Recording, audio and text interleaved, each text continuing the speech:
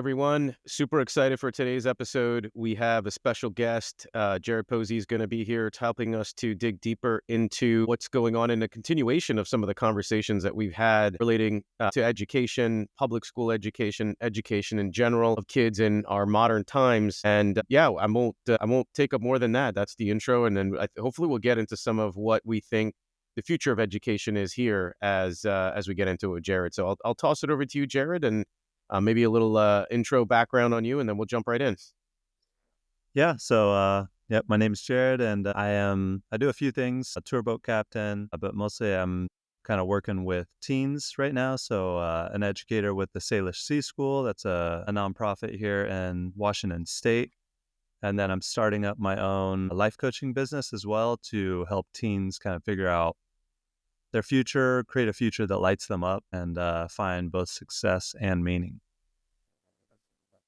Awesome. Well, that sounds Yeah, awesome, Jared. I'll Looking forward kind of to. jump in here. I want to talk a little bit about how I found Jared. So I had posted a comment on LinkedIn on a post by Jonathan Haidt, and today and I have talked a lot about Jonathan Haidt and his books, The Righteous Mind and The Anxious Generation. And I believe it was a comment by someone else who said, all this stuff is great about having kids avoid smartphones and all this stuff, but how do you get your teen to listen, right? And I kind of just reiterated that, like, yeah, it would be great if there'd be some way for the teen or to get our kids to listen. And now I have a 13-year-old, and then Jared, you responded back to that comment saying, "Stay tuned, I'm going to put something together," and I thought that was fantastic. And that was kind of my introduction to you. And yeah, I mean, you came back within, I think it was like 24 hours or maybe even less, with a video. And I did have my son watch it, and yeah, it was great. He didn't complain about it, so that was a good sign. But yeah, that was our introduction to Jared, and that's when I reached out to you, and I thought you'd be a great guest for our podcast. So thanks for that. Yeah. No. That was a cool moment. I mean, I wasn't. A lot of times on social media, people are like trying to set up their thing, like, oh, this will lead to a lead or an offer. I was just like, that sounds like somebody needs help. Like, that's not exactly what I want to do, but challenge accepted. And so I just thought, yeah, why not? Like, it'll take me 10 minutes, and maybe I spent 30, but yeah, that was a really cool moment. And the not Yeah, complaining, definitely. I think, is like the highest flattery from a teen, right? Yeah. He watched the whole thing with me out of the room. I let him watch it by himself, and yeah, he didn't complain. So that was I took that as a positive. Yeah. What did the what was the message? What was the takeaway? I don't know. I didn't really press him on it because I didn't want to like push it too much, because I feel like if I started talking to him about it, then he would, turn away from the message almost. But yeah, I think he watched the whole thing, and I think Jared, it was about, I remember watching it back then, but this is a couple of months ago now. But yeah, I think the main point of the message was, hey, your parents are looking out for your best interest, and there's a reason why they don't want you to have smartphones and all this and be on social media and all this kind of stuff. So yeah, it was I think a little bit of a sunk in, but who knows? Yeah, I think that's always tricky with kids. And, I know, Jared, you spend time with teens. I have two. Chirag has one. Getting validation, confirmation, some indication that the messages, the lessons, whether direct or subtle or indirect, just observing the actions that they see their parents and others in the world performing. Like, how do you know we're on the right track? Like, how do you validate that what your message is, the way that you've crafted, like, these are the things that I'm focused on, instilling in the children that I work with? Like, how do you know what's the right message? Like, Yeah. how do you frame that? Yeah. It's a great question, because I don't think that you can tell most of the time. So I try to not try to decipher it all the time. I try to get into the heads and hearts of teens and really understand who they are, how they see the world.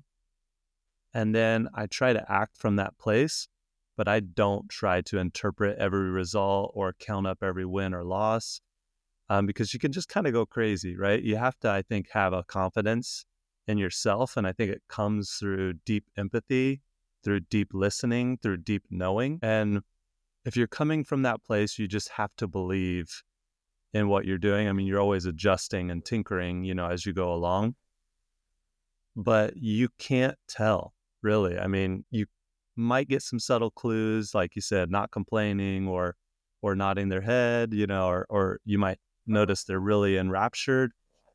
But a lot of times I'll be thinking, man, I don't know if they're really into this, right? I'll be in a school, in a classroom and talking, and I'm thinking, I'm not really into this. Like, I had this time where a friend had their kid in one of the classes, like they have a teen now. And I thought, okay, I don't know if that went super well, I saw them later that night. They're like, he was just so lit up. Like, oh my God, like he's never talked about school the way he talked about school coming home that day. Like, he would not shut up about it. And he wants to travel and he wants to. So yeah, I think that we really have to trust in ourselves, and we have to just be planters of seeds and allow them to germinate how they will. We're not going to control it. We have to trust. I Yeah, I took mean, I a think that's so true. And there's also, I think there's something, especially with teenage boys, right, where they don't want to show their emotions. And I think Hmm. it's a societal thing, I think. And yeah, so you kind of just have to trust that the seeds you're planting will, like you said, will germinate, and not to push it. I have so much trouble with this. Like, I try to push it, like I have to really fight hard to not, just let it be at the seed and not push it, and making sure the message is getting through. And I think that does more harm than good, at least I've noticed. Yeah, and I recently came across a little wisdom bomb from Seth Godin. He said, "Don't steal the revelation." Right. Mhm. So oftentimes we, as the older people, want to come in and say, "Hey, like here's this. Like, man, I spent a lot of years struggling, and here's this nice, pretty insight. Let me just give this to you, right?" And then you can just plug that in, and boom, like I just saved you so much, right? And it's like we can't co-opt their revelation, their insight, their process, their journey. Like, we can't steal their fate, right? We can't control their fate.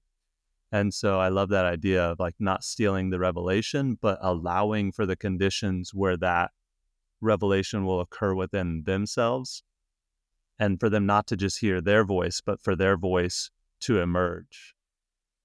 It's such an interesting dynamic just based off of both of those stories, because you can appreciate how difficult it is to not steal it, because I feel like, just as we described, we're so hungry for validation that we're on the right track with them, because we get so little. And if you don't have that, I loved your answer, because you have to be confident. You have to really believe that you don't need their validation to know that you're a good person and you're instilling these things in the right way.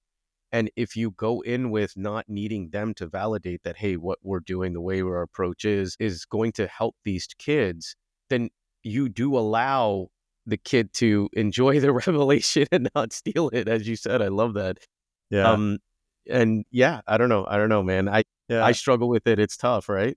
Yeah. And I think that it reminds me of something that is kind of at the heart of a lot of adult interactions with teens, and that is desperation, right? There is a loving desperation at the heart of many of our interactions, right? And I totally understand it. I mean, you look at where they are in life, and it feels like it's so tricky, and you don't want them to lose themselves, and you know what is going on in the world of teens today, and it's challenging and it's confusing, and we so desperately want them to be okay. We want them to do well. And so it's very loving, but it's like that desperation to a teen is, like they're just so allergic to that, right? Like they do not want anything to do with that, because it feels controlling. It feels like at a time when they're trying to create their own space, create their own journey, it kind of feels like, man, here's this force that has always been here, which I love and I respect, and I do want to listen to, I do want to hear from, but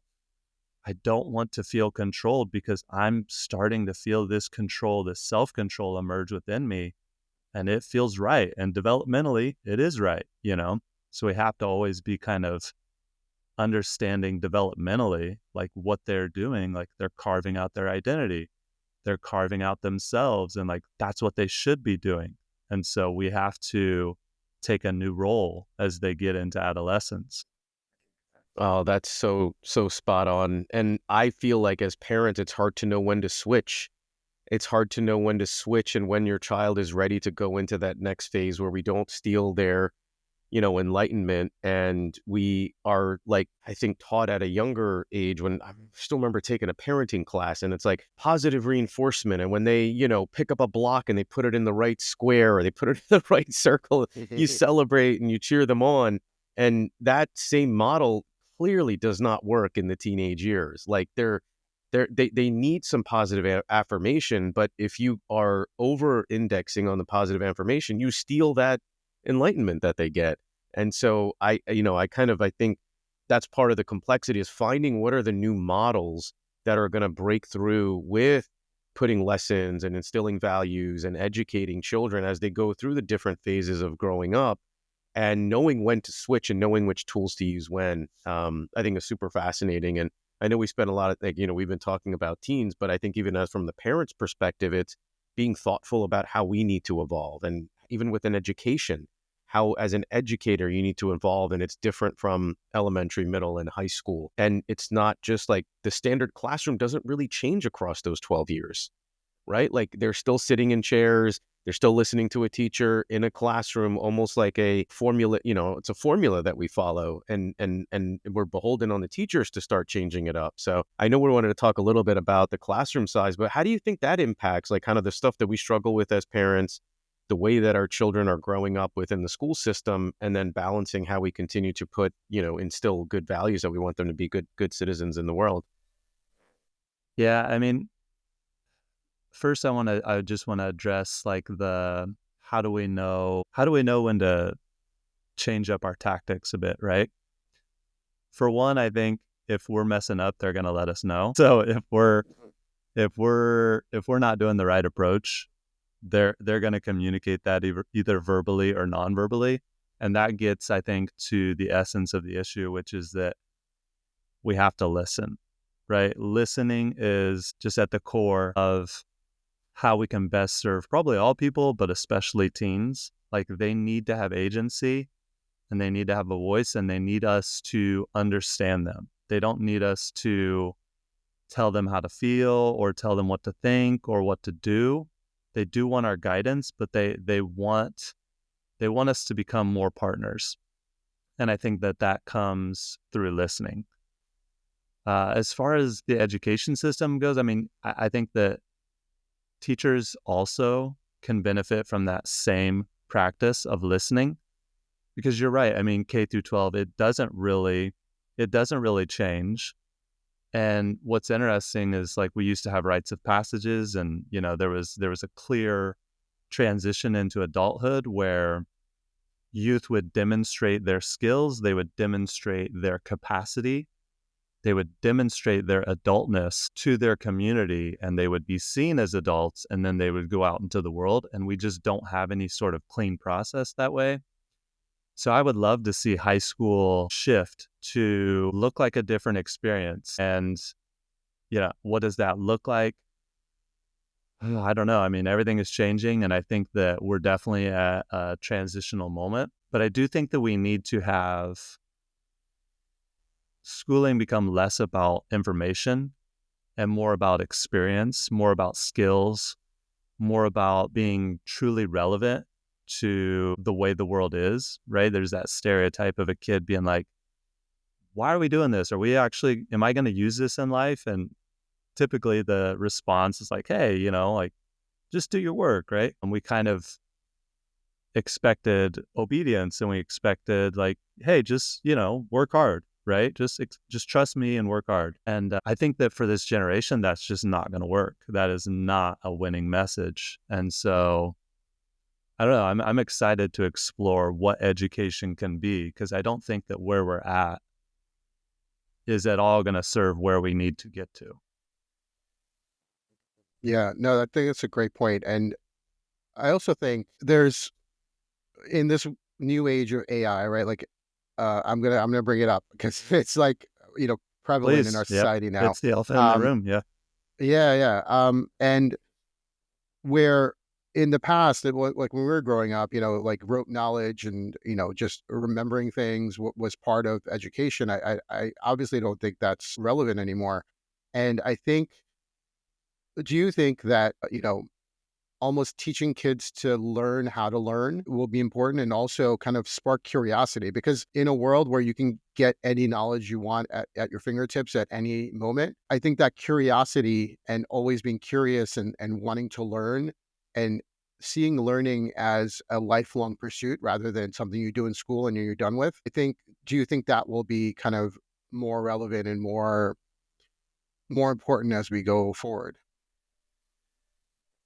Yeah, I mean, I think and hope so. I feel like, there's that old quote, education is not, it's the lighting of a match, not the filling of a pail, right? And I think for a long time, we've just tried to fill up that bucket, just put as much information into these young people as we can, and that's going to prepare them. And I think that all of that was well intentioned, but I think that a lot of learning was snuffed out of a lot of young people at an early age. And so, a lot of people don't become lifelong learners because they associate learning with work and drudgery. And it just is it's not a beautiful self-evolution. It's sort of this like adult agenda that's kind of, you know, handed down on you. So I think, yeah, learning, there's a lot, I feel like, and AI is sort of the great catalyst for change that we're going to see. I mean, we've been noticing, of course, for decades that the education system's broken, that, like people within it, like I'm not trying to criticize educators who I think are just amazing human beings doing really selfless work. And like, if you've worked in the school system, you'll have a lot of respect, right, for those individuals. But I think that, yeah, information, like you said, is going to be just easily available. I think what is going to become more important is curating that information. So there's like information chaos and information overload now. And so we have to understand what to do in this sea of information. But yeah, we also have to reassess, what does learning mean? What is education for? We have to think about things in a different way. We have to create flexibility and adaptability, because like one thing for sure that we know is like my kids are 8 and 5, and like their teachers don't know what world they're preparing my sons for. They don't know, like none of us do. Like we are trying to educate for a world we can't exactly predict or foresee. And so it has to be with flexibility and adaptability and resilience at the heart of all of that. But yeah, I think that, we could see education become a lot more personalized through AI. I like Saul Khan's TED Talk where he talks about like, imagine every student having a personalized tutor and every teacher having a personalized teaching assistant. I like a lot of the promise that we have. And I'm not like super pro AI. I'm not super anti AI. I see the positives and the negatives, and I'm just kind of seeing where this goes. But I do think that we should be trying to create visions in our head of what we want education to look like, and talking collaboratively and trying to nudge things in that direction. Because obviously there's a lot of powerful forces, these, big tech companies who are pulling a lot of strings, but we also, as a block of consumers or as the public, I mean, we have a lot of stake and we have a lot of voice collectively.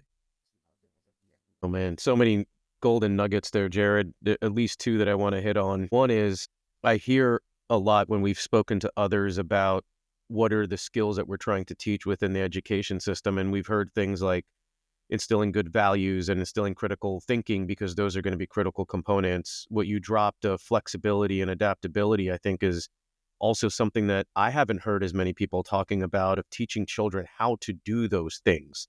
Those are skills that need to be learned and emphasized and taught within children, especially given the uncertainty that we all admit and collectively see in the future. The second thing that I thought of is a responsibility that we as the adults, as where we are in our phase of life, have to ensure we shape the future in a way that is beneficial for our children and the next generation. It's not the children's responsibility to shape the future. It's our responsibility to lay the groundwork and the foundation to shape what future they are going to be going into. We're right at the middle of connecting those two dots. So I feel like there isn't enough of pride and accountability and ownership that we all have in doing that. And I think some of the work that we're doing on this podcast and conversations like we're having with you are moving us in that direction.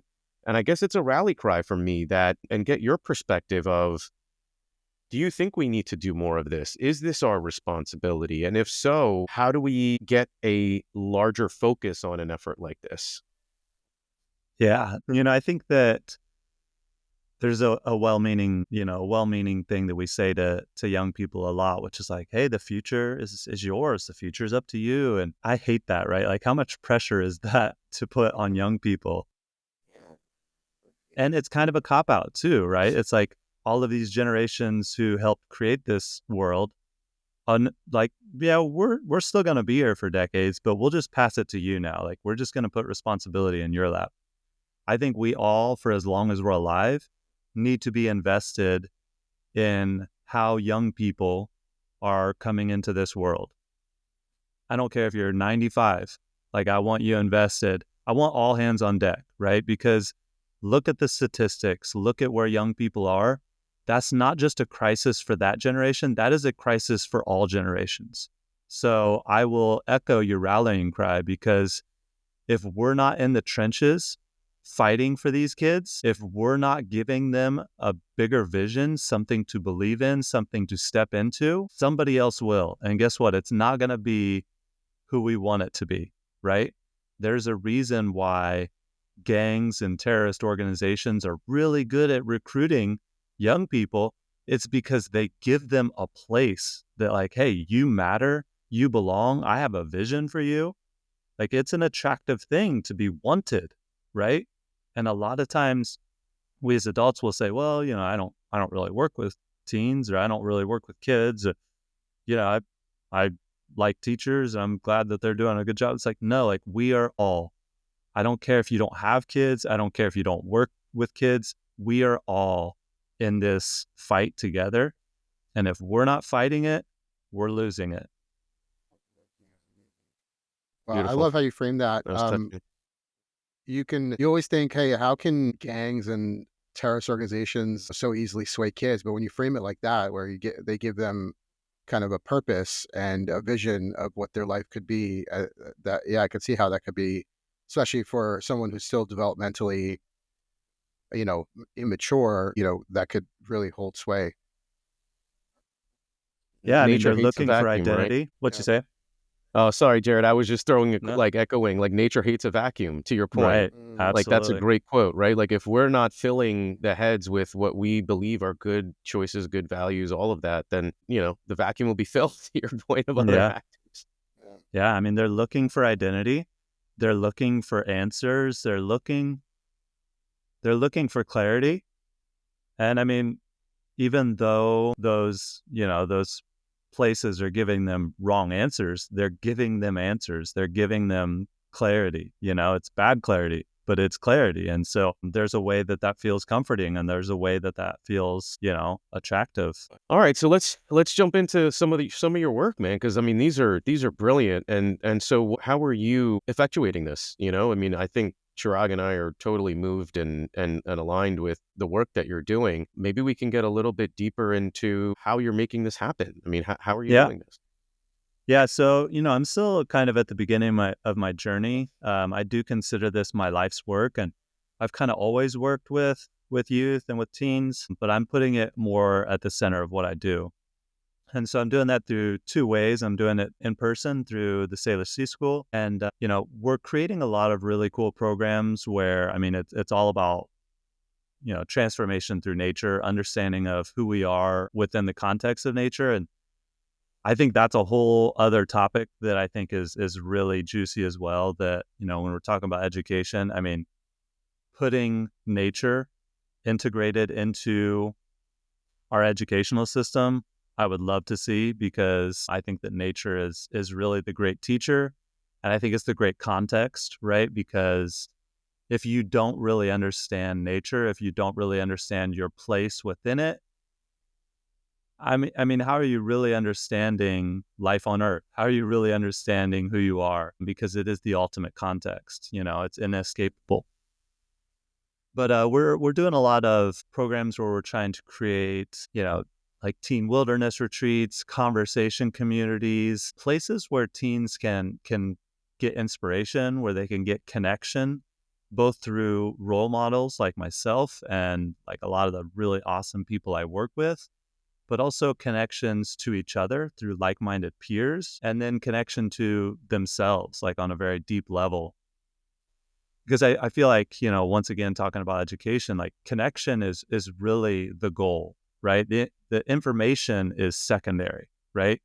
The information is only useful if it supports the connection. What we really want is for teens to create connection, because you can listen to a really good lecture and then, a week later, like it didn't really change your life, right? But if you form connections change lives. That is actually the heart of transformation. So we're doing a lot of good work there. I'm really a big fan of the Sailor Sea School, and Amy and all the people who I work with are just absolutely amazing. But then I'm also starting my own life coaching business where I'm working one-on-one with teens. Eventually I'll be doing group coaching and workshops and courses and all kinds of things. I've got a lot planned for the future. Sorry, I had to move my cat. But I think that, in terms of how am I trying to effectuate that change in my own thing, really through creating partnerships, really through like my job as a coach is to make myself obsolete. So I don't want to be the coach who like mentors young people and tells them, hey, this is probably what you should do, and this is what you should think, and this is how you should feel about this. But my goal is really to help them cultivate the coach within, to cultivate their own, like once again, to make myself obsolete so that like when I leave that person, they are not without the same sort of wisdom, belief, confidence that I was hopefully, bestowing upon them. Like they now have that inside of themselves and they have it with them through their whole lives. So yeah, it's a lot about partnering. It's a lot about listening. It's a lot about deep connection and actually growing the person that they need to become kind of from within. I want to go back to the whole nature thing. Yeah. That's something I've been thinking about a lot recently as well. And Sune and I have talked about this. Like, I think we've both been trying to get out more into nature, and it kind of changes your whole perspective, right? Like, even when Mhm. you're struggling with something, some thoughts or something, and you just go out for a walk. I've taken to using, still with technology, but I'm trying to avoid technology when I go for walks.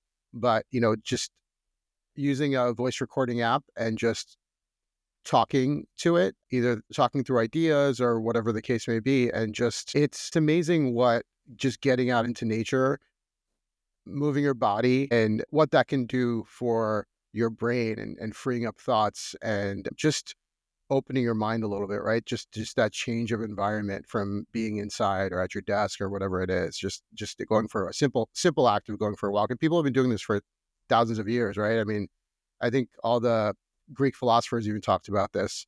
But yeah, I love that concept. And yeah, how can we kind of incorporate that into our education system? I don't know if it's ready for it. Sure. Yeah, I mean, first of all, what you said reminds me of a quote by Bill Mollison, who's kind of like quote unquote founder of permaculture from Australia. He said, let's see, while the problems of the world are increasingly complex, the solutions are embarrassingly simple. That's awesome. Yeah. That's And so good. so, I mean, Good. we think like, oh man, like how do we solve the mental health crisis? How do we, how do we alleviate burnout? How do we deal with like all of this, pressure that young people like? I mean, so much of it really can be answered by take a walk outside. And it doesn't have to be deep wilderness. I mean, deep wilderness is incredibly transformative. And so I encourage everybody to get out into actually wild spaces. But it could be a stroll through your residential neighborhood. It could be a walk in the park. A forest is really great. especially if you can find a place that's kind of private and quiet. It doesn't even have to be the most idyllic landscape ever, but if it can be kind of your place or just a place where you can drop it all. And, it reminds me that a lot of what young people need is what we all need. And so we all need ways to reduce the chaos and noise and clutter in our minds, because it does allow our best work, our best insights, our most wise connections to form in our mind. It allows us to pivot, to reflect, to redirect our energy. So yeah, how does the educational system fit that? I mean, it is tricky, right? Because like we have built our education system around these buildings. And some schools do have a little nature area outside of it. And I would love to see, like, with all new development of schools, I know that like some zoning laws will say things like this, where it's like, okay, 50% of this residential development will go to creating houses and sidewalks, but 50% has to be green spaces. And I think that, going forward, that might be a really cool model where it's like, hey, we're going to create a school. Let's also create a green space adjacent to it. And then let's integrate our daily lessons, or, even if it's not daily, but like we'll have a weekly practice, or we'll have a daily, practice or whatever it is, where teachers are getting the students out there. I mean, I think that it could really assist the learning process, honestly, because if you just sit in that same environment all day, it grows really stale. And so if like, hey, there's this lecture or there's this project that we could do outside, I mean, I say, why not? But I think, it starts just by announcing the importance and the priority of it, that, a lot of times nature is just totally forgotten about, right? I mean, nature and the wilderness and other species, I mean, we live in such this human-dominated world. So I think first we have to announce our priority that nature, it matters for so many reasons, but, you can even be a cold, hard realist, and it still matters. It's still the cheapest solution. It's still one of the most effective solutions. So pragmatist or dreamer, doesn't really matter. We need nature. And I don't know. I mean, I think that if we start with that premise and if we start with that priority, we'll be able to figure out the solutions. Because like I said, I mean, they're not really that complicated. Yeah. And how much can we tie back a lot of our modern problems to our disconnection from nature, right? Like, look, I'm not a dreamer. Like, there's no going back, right? The Pandora's box is open. No, We're not going back to being hunter gatherers or anything. But totally. yeah.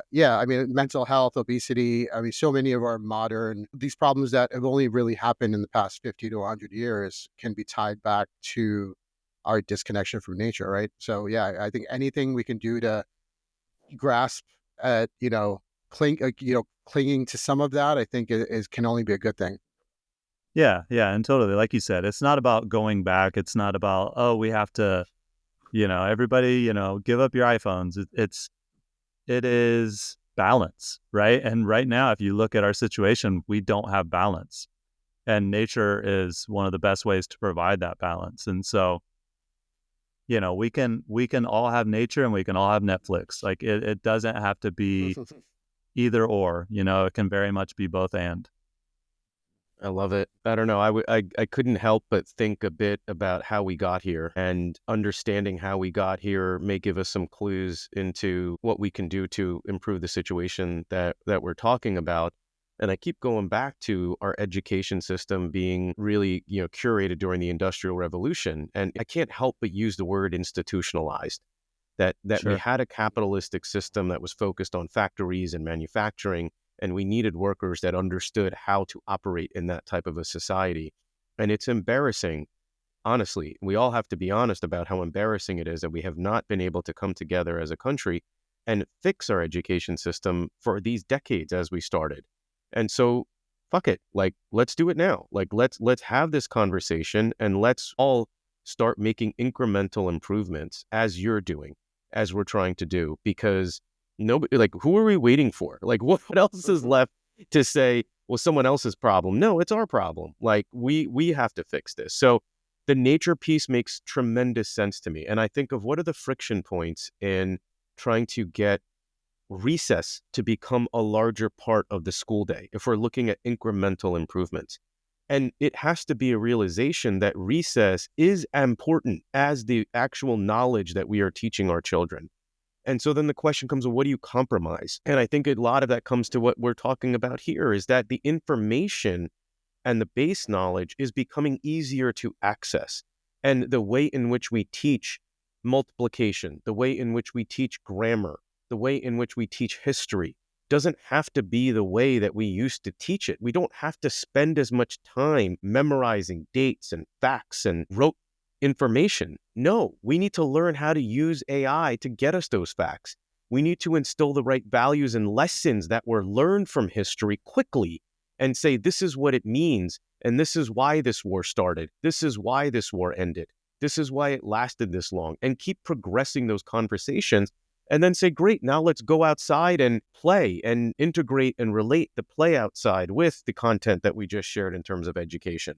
So I don't know. I got a little excited there to think like, well, this is it. Like, this is the moment. Like we like. Yeah.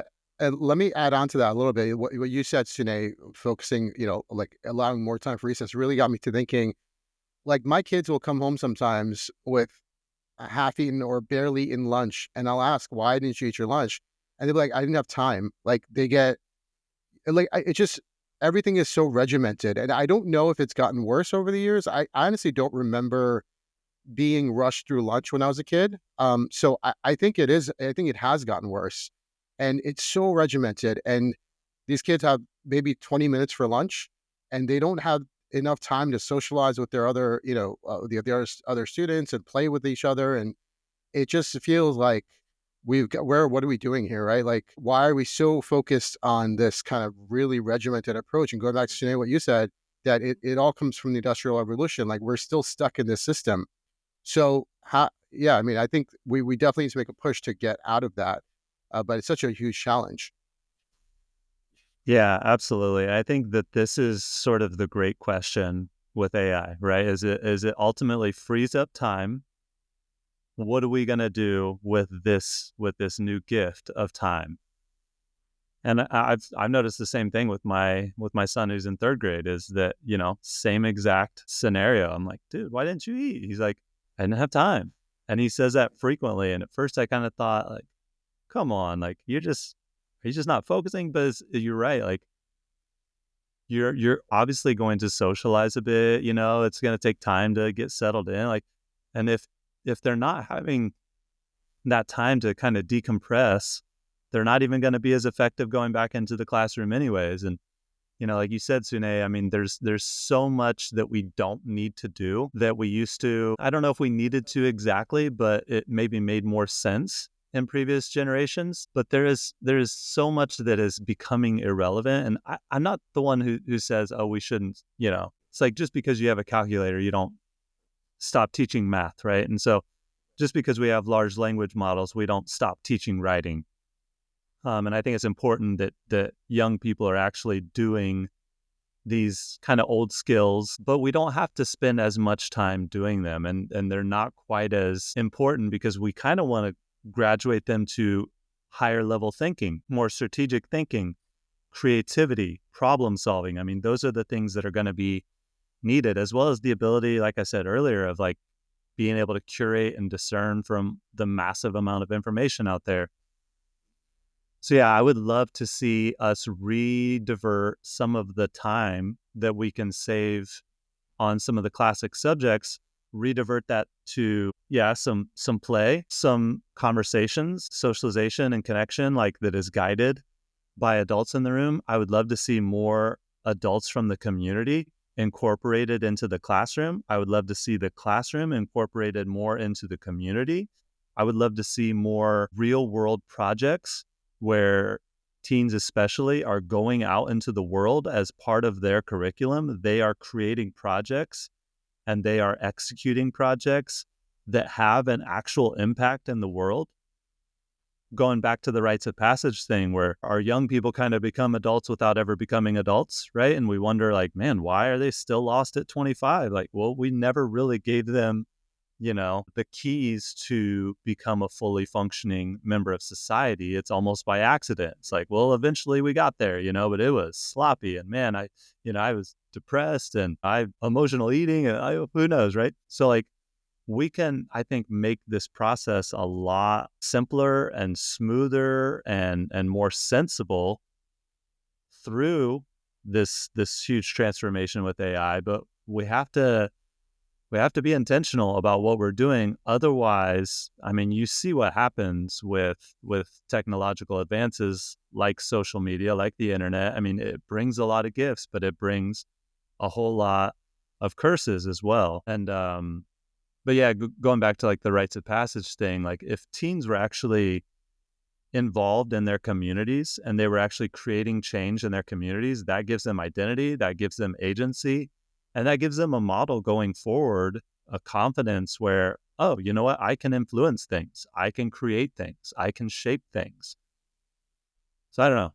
I guess that's a All bunch right. of spaghetti on the wall, but No, I got another direction to take this, because yeah. we think about why did the education system change with the Industrial Revolution? Because it was for the economic growth of our country. It was viewed Mm-hmm. as somewhat patriotic, right? Like, we Sure. needed these workers, we wanted them to stay in the US, and we wanted to, build this engine or flywheel that continues to propagate success within our country, build a middle class, have high Mm-hmm. functioning societies, have vertical mobility, all that stuff that we talk about with a functioning democracy. And you look at what's happened within our bias towards capitalism. I'm going to say it, right? Like, we're all going to talk about it.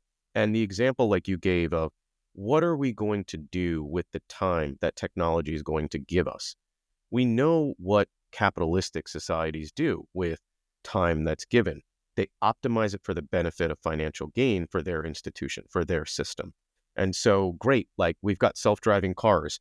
Now I can, focus on thinking about what I'm going to make my kids for dinner that night. No, now I can do an email in my car while my car drives me over to work, or, I can reschedule this next meeting, or I can crunch even more productivity for my job into this little time that I have, instead of it being a time to, hey, think about driving a car and what great creativity and what great thoughts we had because we were just in our own space for a few minutes, and how important that time was when we were commuting and riding a train and not doing anything. Like, the idle mind creates and supports brilliant curiosity and great thoughts that lead to great insights. And so I wonder how we, as the adults, as we've been talking about, can be dogmatic about the need for us to say, hey, this time is my time. It's my individual time. It's not my job's time. It's not my institution's time. It's not the government's time. It's not anybody else's time, but my time. And we haven't done that. We haven't drawn that line in the sand and say, enough is enough. I should still be able to make a good living. I should still be able to work a job that has reasonable commitments and reasonable hours, and not be penalized for drawing that line in the sand and saying, I'm going to take care of my family, and I'm going to take care of my society and my community. And you know what? I'm going to volunteer at the school, and I'm going to go to my kids' book club that they're having and talk to that teacher and add my values. You know what? I'm going to say our school needs a career day so children see what are the careers that others in the world are aspiring to. Well, how did they end up on that track? When was the last time any one of us did a career day at school? Like, Right. come on. Like, it's enough. Like, this is the line in the sand, and we got to start giving back to our community, our society, and it's going to solve, and nature, as we've talked about. And it's time. It's time. It's enough is enough. Yeah, like I said earlier, so much of what we need is what teens need, and so much of what teens need is what we need. And so, when you look at young people and education and this opening up of time, I do worry that that doesn't get directed towards those higher means, because we are so economic and calculated in our thinking a lot of times, which just kind of drives me crazy. Because even if you're economic, like the nature piece, like even if you're cold, hard, economical about it, it still makes sense, right? To invest more time into play into relationships. I mean, like these things are just good for society, mental health. Like these things are good on an individual level, but they're good for all of society too. And so, yeah, it's like, what do we as adults, what do we do with our time in the wake of AI, right? And I do worry that like you mentioned the word optimize, like I feel like that's kind of a word that gets thrown around in a positive sense. Like I'm trying to optimize my life, but it just sounds so, once again, desperate, right? It's just, there's so much pressure behind that word. Like, do we have to optimize our lives? Like we're still organisms, right? Like at the end of the day, we're organisms. Inside every human being is a pile of guts. You know what I mean? We've got blood coursing through our veins. We are organisms. And so like we're not machines to be optimized. You know, we are still living creatures. And I think that we need to reincorporate some of the basics of what it means to be a living creature, you know, and not optimize everything. But, you know, once again, if you just want to focus on data, if you just want to focus on scientific understanding, you're still going to come to the same conclusions that relationships matter more than anything, that like community involvement is one of the, you know, the greatest ways that, you know, you can get engagement and buy-in and change for the least amount of money, you know. I don't know. It's so interesting, and I worry about how we're rolling out AI because it's just kind of being funneled into this, you know, corporate arms race, right, between Google and Meta and OpenAI, and it's sort of the same kind of dogfight of like who's going to win, who's going to roll out their products to the market the most quickly. Ezra Klein mentioned an idea about like, well, what if we had $1 billion prize for, you know, who comes up with the most helpful to society use of AI? You know, like instead of just like waiting and sitting back. I mean, there's a lot of money, right? There's a lot of money in the government. There's a lot of money in society. Why don't we put our money where our mouth is, right? Why don't we actually make it make sense economically for companies to be focused on more than just the bottom line? I don't know. Just a bunch of ideas once again. I mean, I really don't know how this is all going to take shape. I really don't know if we're going to look back at this as the moment we bungled, or if it's like the moment we finally figured it all out. I suspect it'll be a combination of the two, right? Where it'll be kind of like, man, we really got some things right. And man, we really took things to a darker place at the same time. It goes back to the earlier part of the conversation where we have to have the confidence with and conviction with what we believe the right way to shape the future. And then we have to spread our message with our confidence. And I think we do that in all the ways that we've talked about on the pod. And it's at a small micro scale level. Go walk around, go get involved in your schools, go get involved in your community. And those basic first principles, if you want to be the corporate guy like we have, right? Like if you just go back to first principles of living your life, being a good citizen, maybe another topic for a whole day, but I think another really interesting, you know, kind of trend break would be like how the church used to be the center of a community and a society when religion was, you know, much more adopted within our societies. And I'll just think, even when you look at town structures, when I look at the structure of my little town that I live in, the church was the central congregating point by physical, you know, design. And the rest of the buildings, the shops, the houses were all designed around the center there. As diversity has increased, as our world and our societies have changed, of course, a limited number of people were congregating there. And then so you have diversion, you have isolation, you have, you know, this kind of like, hey, uncertainty, fear even at times. And that only gets reestablished through focusing back in the community. So I think, you know, we can spend time on the things that Chirag and I are doing. I know one of the things that I found personally most rewarding that I started this year was I joined our town's Economic Development Council. And it's been the most rewarding experience that I've had all year so far of trying to see why are these, you know, shops stuck, and using the knowledge that I've gained through my life in corporate America to try to bring back to the town. And it's possible, like you said, go for a walk, get a pet, get a dog.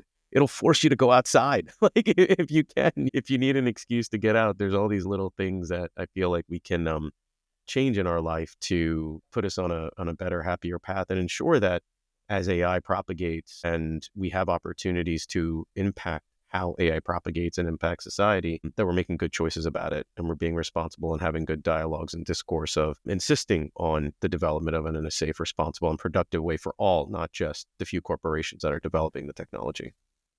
Yeah, I think that local is huge, and we're kind of, sorry, my cat's like climbing all around me, but speaking of cats, I think that oftentimes we're so nationally and globally focused these days, like whether it's politics or economics or the news cycle. I mean, we're and part of it is like the erosion of local journalism, and part of it is, like you said, that there's not really these clear town centers where everybody congregates, right? Like we've kind of just spread apart, literally and figuratively. But local is just so huge, and enough micro leads to macro.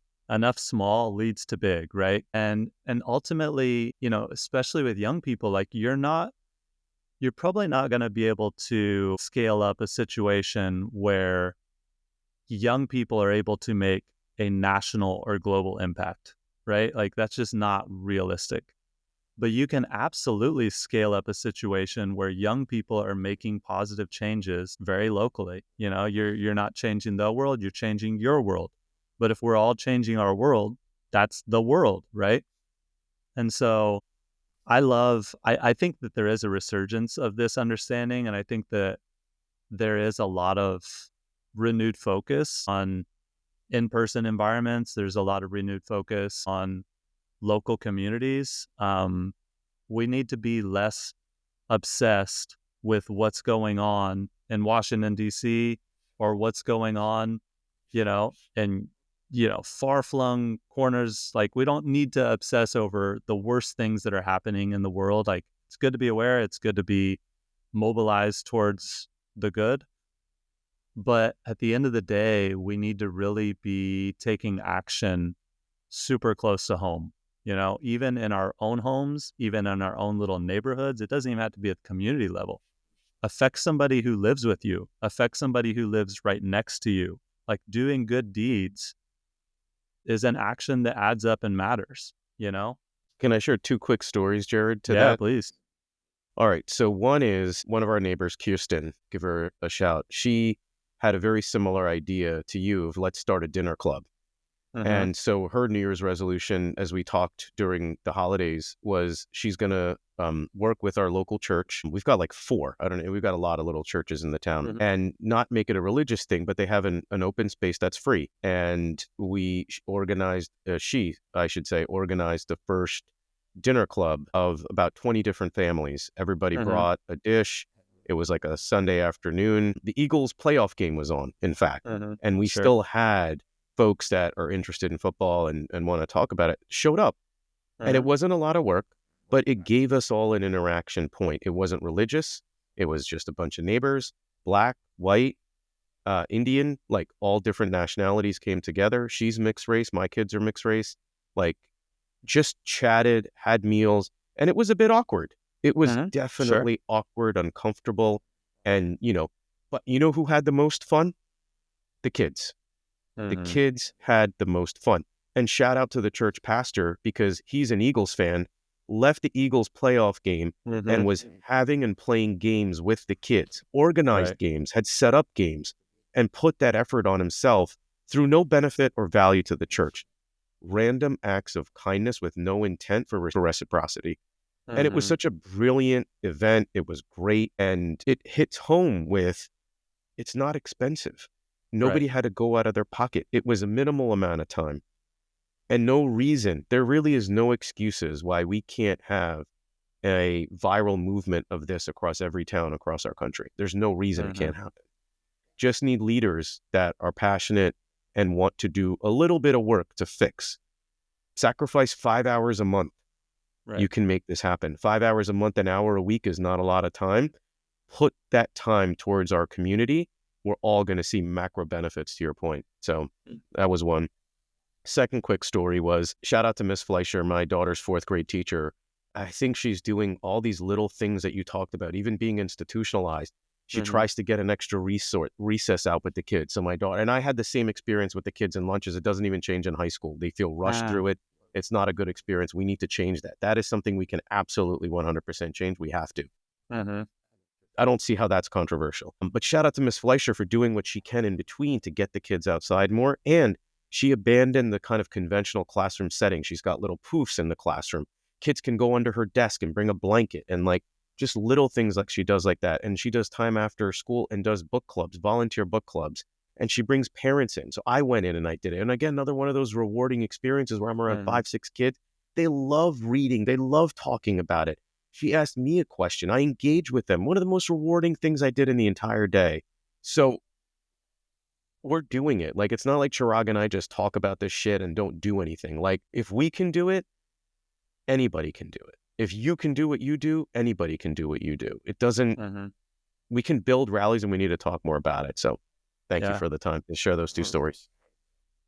Yeah, that reminds me, I've got a little local story too that when my oldest son was, I think, 2, we lived in this, it was like an old kind of, used to be a farmhouse, but built up around it now was a bunch of residences. So this is just kind of like in the midst of a town, residential area. And it had these fruit trees that were, from a long time ago, and they were very productive still.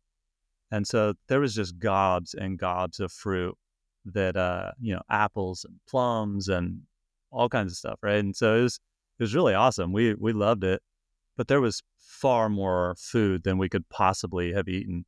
And so we took a bunch to like this it's kind of like a food bank, but it's like an elevated like membership food bank. They're trying to do their own little thing. But another thing we did is my son and I, we got a wagon and we just put a bunch of fresh fruit in the back of his wagon, and we walked door to door throughout our neighborhood. And we hadn't been there for very long. I mean, I think we'd been there, I don't know, a couple months or something. And so like we knew a couple of our neighbors, but it's kind of weird, like you're living close to people and you might see them get in their car, but you just don't really converse.